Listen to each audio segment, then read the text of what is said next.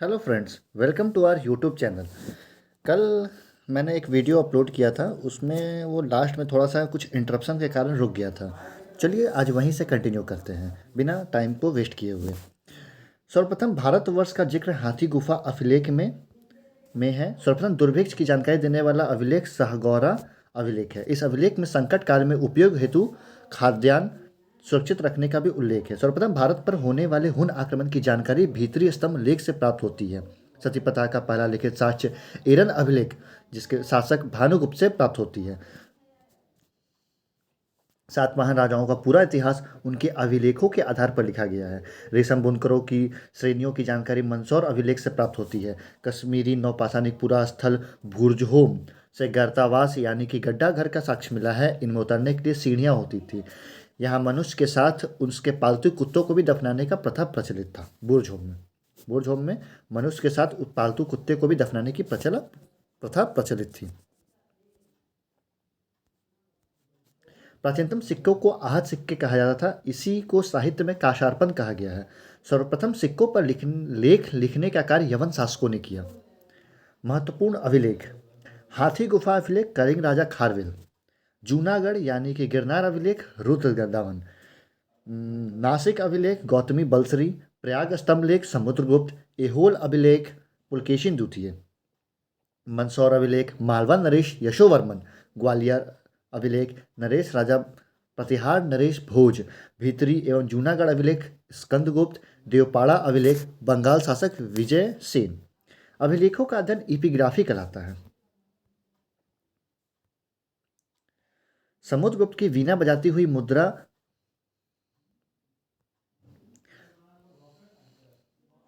समुद्रगुप्त की वीणा बजाती हुई मुद्रा वाले सिक्के से उसके संगीत प्रेमी होने का प्रमाण मिलता है। अरिकमेडु पुदुचेरी के निकट से रोमन सिक्के प्राप्त हुए हैं। सबसे पहले भारत के संबंध बर्मा स्वर्ण भूमि वर्तमान में म्यांमार मलाया स्वर्ण भूमि कंबोडिया कम्बोज और जावा यवद्वीप से स्थापित हुए। उत्तर भारत के मंदिरों की कला की शैली नागर शैली एवं दक्षिण भारत के मंदिरों की कला द्रविड़ शैली कहलाती है। दक्षिणापथ के मंदिरों के निर्माण में नागर और द्रविड़ दोनों शैलियों का प्रभाव पड़ा, अतः यह वेशर शैली कहलाती है।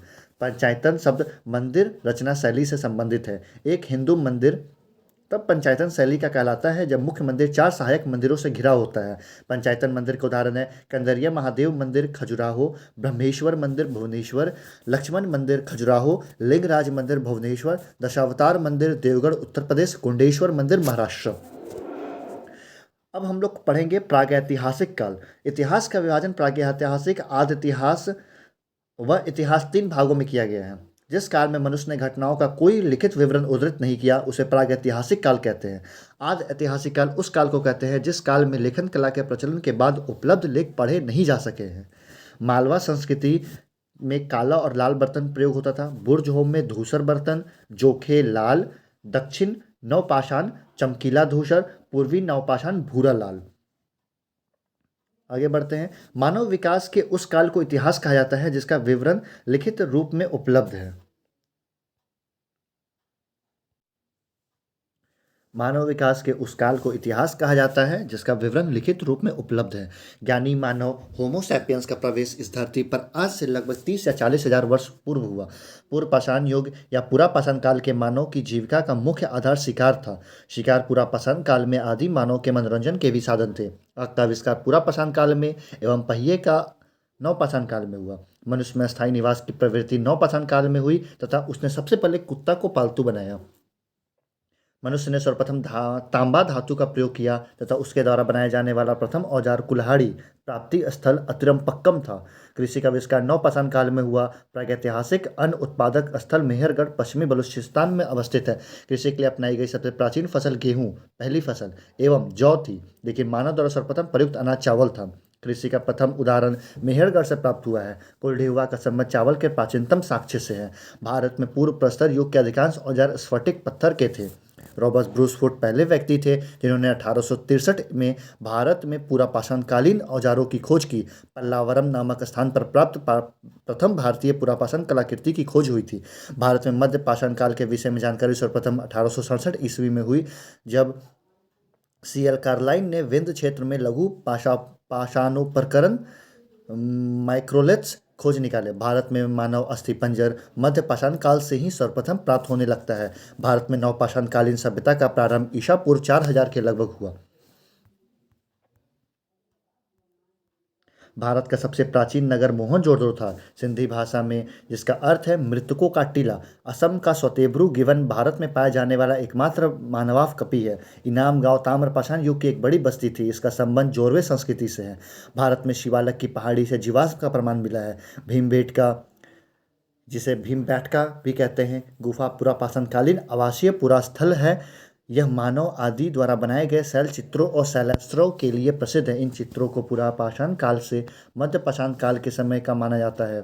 ये चित्र भारतीय उपमहाद्वीप में मानव जीवन के प्राचीनतम चिन्ह है। यह मध्य प्रदेश के रायसेन जिले में स्थित है। इसकी खोज वर्ष 1957-58 में डॉक्टर विष्णु श्रीधर वाकनकर द्वारा की गई थी। भीमबेटका क्षेत्र को भारतीय पुरातत्व सर्वेक्षण भोपाल मंडल ने अगस्त 1990 में राष्ट्रीय महत्व का स्थल घोषित किया। इसके बाद जुलाई 2003 में यूनेस्को ने इसे विश्व धरोहर स्थल घोषित किया। भारत में मनुष्य संबंधी सबसे पहला प्रमाण नर्मदा घाटी में मिलता है। भारतीय नागरिक सेवा के अधिकारी रिजले प्रथम व्यक्ति थे जिन्होंने प्रथम बार वैज्ञानिक आधार पर भारत की जनसंख्या का प्रजातीय विभेदीकरण किया। अब इम्पोर्टेंट टॉपिक है सिंधु सभ्यता।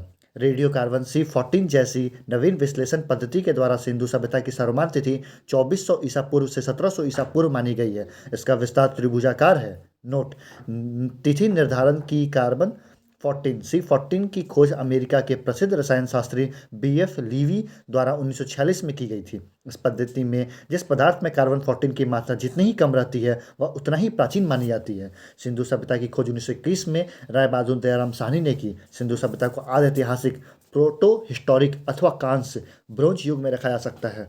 इस सभ्यता के मुख्य निवासी द्रविड़ एवं भूमध्य सागरीय थे। सर जॉन मार्शल, भारतीय पुरातत्व सर्वेक्षण विभाग के तत्कालीन महानिदेशक, ने 1924 में सिंधु घाटी सभ्यता नामक एक उन्नत नगरीय सभ्यता पाए जाने की विधिवत घोषणा की। सिंधु सभ्यता के सर्वाधिक पश्चिमी पुरास्थल दाशक नदी के किनारे इसे सूतका, गेंडोर, बलूचिस्तान, पूर्वी पुरास्थल हिंडन नदी के किनारे आलमगीरपुर, जिला मेरठ, उत्तर प्रदेश, उत्तरी पुरास्थल चिनाब नदी के तट पर अखनूर के निकट मांदा, जम्मू कश्मीर, व दक्षिणी पुरास्थल गोदावरी नदी के तट पर दाइमाबाद, जिला अहमदनगर, महाराष्ट्र।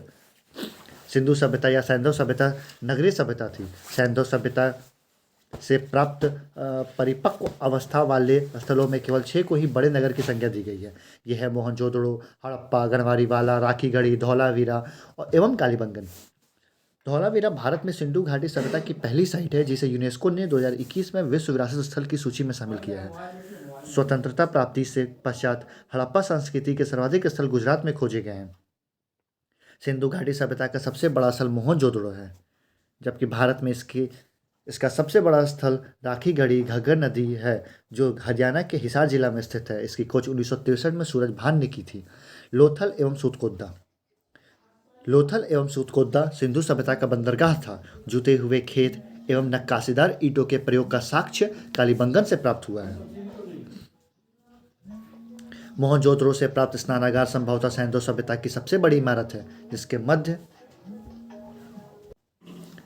मोहनजोदड़ो से प्राप्त स्नानागार संभवतः सैंधव सभ्यता की सबसे बड़ी इमारत है, जिसके मध्य स्थित स्नाना कुंड 11.88 मीटर लंबा, 7.01 मीटर चौड़ा एवं 2.43 मीटर गहरा है। अग्निकुंड लोथल एवं कालीबंगा से प्राप्त हुए हैं। मोहनजोदड़ो से प्राप्त एक सील पर 3 मुख वाले देवता पशुपति नाथ की मूर्ति मिली है। उनके चारों ओर हाथी, गैंडा, चीता एवं भैंसा विराजमान है। मोहनजोदड़ो से नर्तकी की एक कांस्य मूर्ति मिली है। हड़प्पा की मोहरों से प्राप्त सबसे अधिक एक श्रृंगी पशु का अंकन मिलता है। यहाँ से प्राप्त एक आयताकार मुहर में स्त्री के गर्भ से निकलता पौधा दिखाया गया है। बनके बनाने के कारखाने लोथल एवं चंदहुदड़ो से मिले हैं। सिंधु सभ्यता की लिपि बहुत चित्रात्मक है। यह लिपि दाएं से बाईं ओर लिखी जाती थी। जब अभिलेख एक से अधिक पंक्तियों का होता था तो पहली पंक्ति दाईं से बाईं ओर और दूसरी पंक्ति बाईं से दाईं ओर लिखी जाती थी। लेखन कला की उचित प्रणाली विकसित करने वाली पहली सभ्यता सुमेरिया की सभ्यता थी। सिंधु सभ्यता के लोगों ने नगरों तथा घरों के विन्यास के लिए ग्रिड पद्धति अपनाई। घरों के दरवाजे और खिड़कियों सड़क की ओर न खुलकर पिछवाड़े की ओर खुलते थे। केवल लोथल नगर के घरों के दरवाजे मुख्य सड़क की ओर खुलते थे। सिंधु सभ्यता में मुख्य फसल थी गेहूँ और जौ। सैंधववासी मिठास के लिए शहद का प्रयोग करते थे।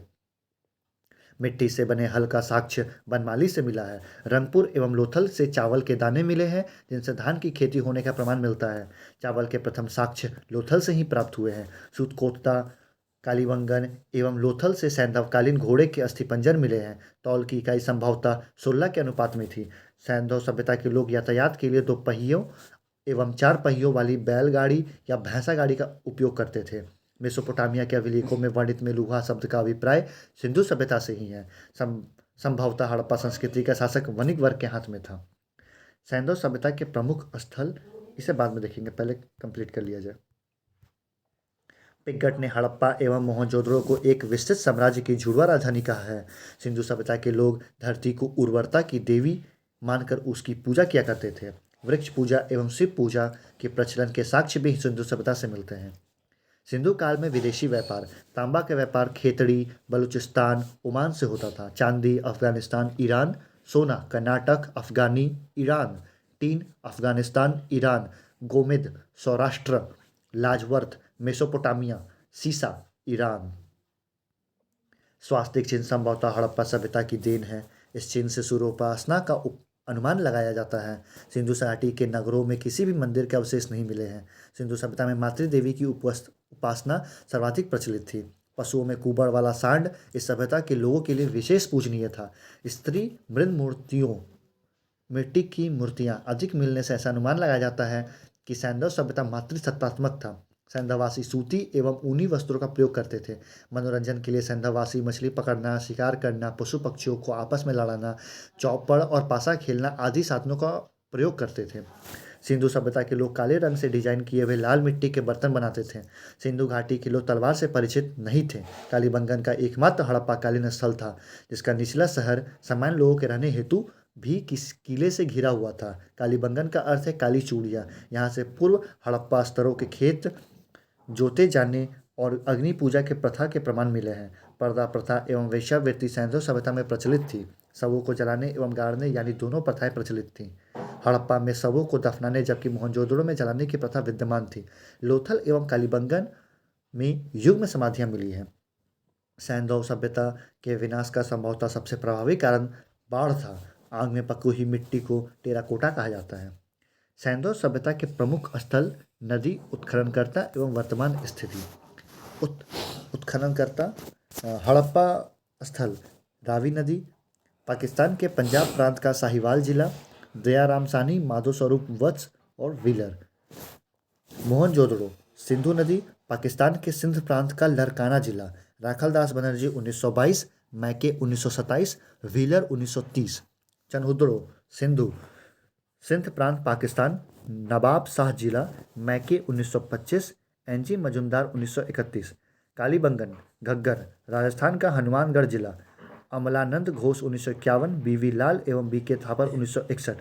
कोट दीजी, सिंध प्रांत और खैरपुर स्थान, फजल अहमद 1953। रंगपुर, मादर, गुजरात का काठियावाड़ जिला, रंगनाथ राव 1953-54। रोपड़ सतलज, पंजाब का रोपड़ जिला, यगदत्त शर्मा 1953 से 56। लोथल भोगवा नदी के किनारे है, गुजरात का अहमदाबाद जिला, रंगनाथ राव 1954। आलमगीरपुर हिंडन नदी, उत्तर प्रदेश का मेरठ जिला, यगदत्त शर्मा 1958।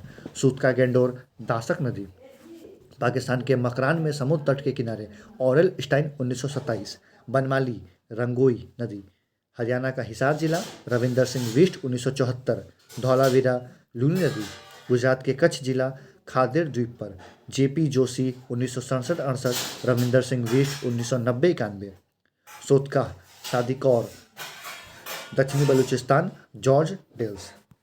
तो आज का लेक्चर यहीं तक, मिलेंगे इसके आगे वाले टॉपिक नेक्स्ट लेक्चर में। आज के लिए धन्यवाद।